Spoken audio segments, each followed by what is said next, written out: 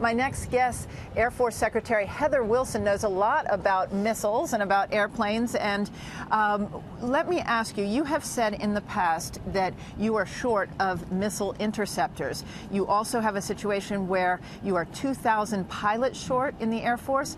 The B-1 bombers, half of the fleet can't fly. What is going on?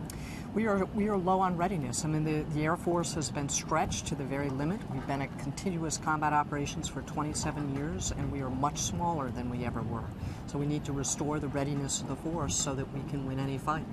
And will these budget increases, how quickly can you turn it around? For us, readiness is a lot about people. And so when we lose a pilot who has 10 years of experience, it takes 10 years to restore the force. But we're increasing pilot training. We're working on pilot retention. The most important thing we can do, though, is to lift the sequester in its current form. There is nothing that our adversaries have done to damage the Air Force more than sequester. And that's the Budget Control Act that Congress would have to lift in order for you to get any of the money required to rebuild. Tell me about these airmen who are having to scrounge the boneyard, that desert scrap heap, for parts for their planes so that they can deploy. Why are they having to do that? Well, we've got a shortage of parts, but it's not just parts. It's about people as well, and munitions, and just making sure that we're ready for any fight. But I got to tell you, it's not that we wouldn't go. If there was a crisis anywhere around the world, your airmen will go. Low readiness rates means that fewer of them will come back. That's what low readiness More means. deaths is what you're saying. More of them will die in combat. And what are you seeing in terms of, is there a link between these budget cuts and the increase in training accidents and accidents in the air?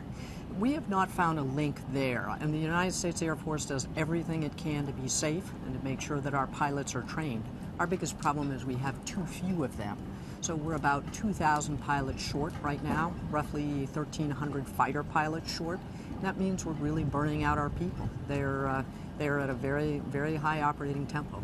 How small is the Air Force now? Can you put it in perspective for us? We are the smallest and the oldest that we have been in our history. Now, this budget that the Congress is I hope, about to pass, get beyond this continuing resolution, will help us turn the corner and start to increase our end strength to get more people back in the service. But if you compare it to 1991 and the Gulf War, sure. How small are you compared to that? As an example, 1991 of the Gulf War, we had 134 fighter squadrons.